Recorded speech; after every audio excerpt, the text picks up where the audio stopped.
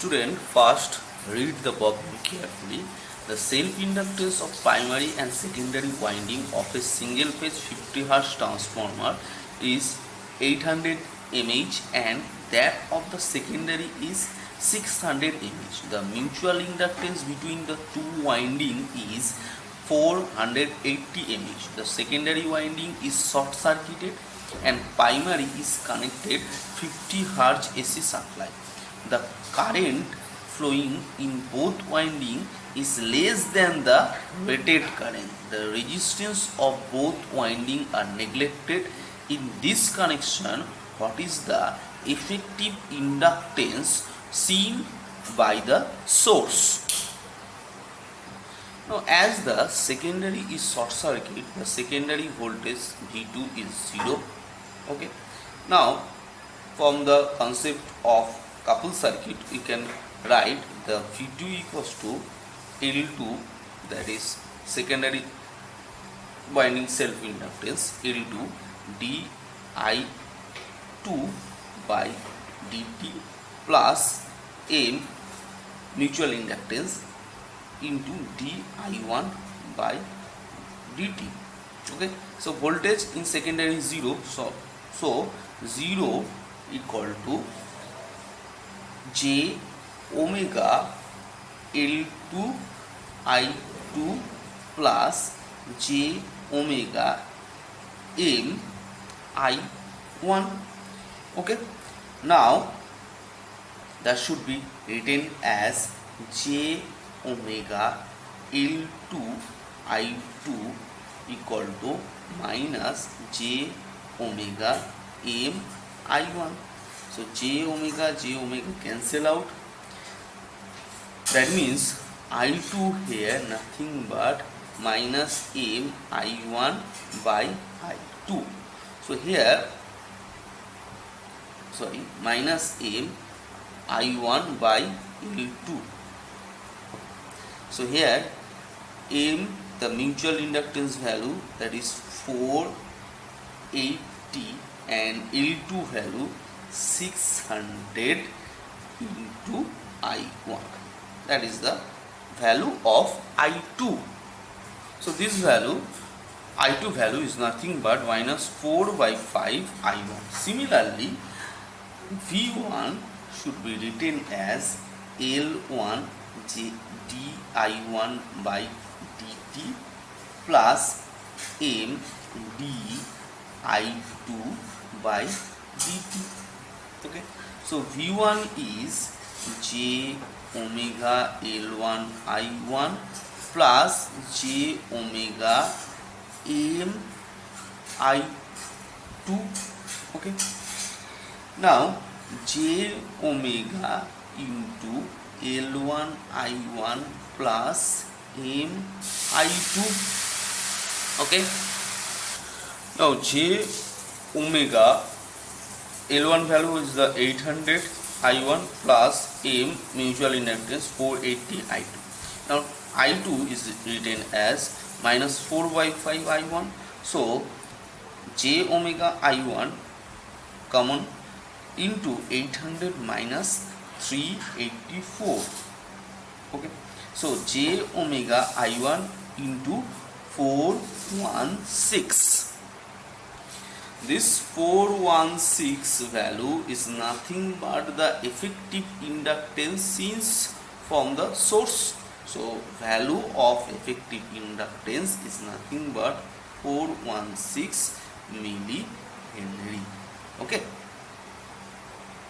Now the next question is, a single phase transformer 10 kV 50 Hz with 1 kV primary winding, draw 0.5 ampere and 55 watt at a rated voltage and frequency on no load. A second transformer has core with all its dimension √2 times the corresponding dimension of first transformer.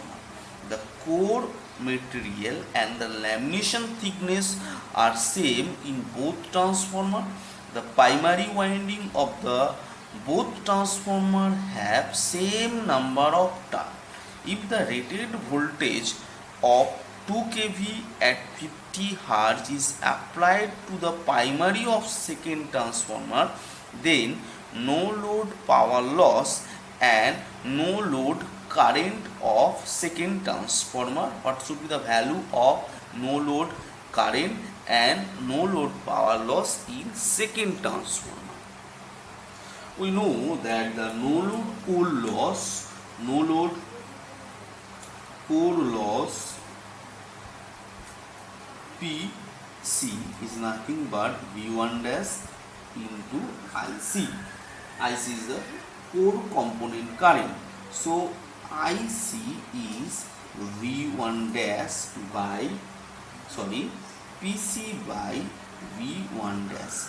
So V1 dash actually equal to the E1, so that should be 55 divided by applied voltage in first transformer, that is 1 kV, that means divided by 1000. So the value is nothing but 0.055 ampere. That is the IC current. Now the magnetizing component current IM is root over of exciting current, that is no load current, I square minus IC square. So that value is equal to 0.4969 ampere. Now problem says that the dimension of core of second transformer is root 2 times of the first transformer. We know that the reluctance L R equal to L by mu 0 mu RA or mu 0 A. Okay. Now the dimension change for the second transformer, that is R2, reluctance in second transformer, that is root 2 into A divided by mu into root 2 square into A. So that means root 2 L divided by mu 2 A, that is L by mu root 2 A. So comparing these two, that means it is R by root 2 times. Okay. So when dimension is root 2 times, the reluctance of second one is 1 by root 2 of first one. Again we know that the magnetizing current IM is inversely proportional to the reluctance. Okay.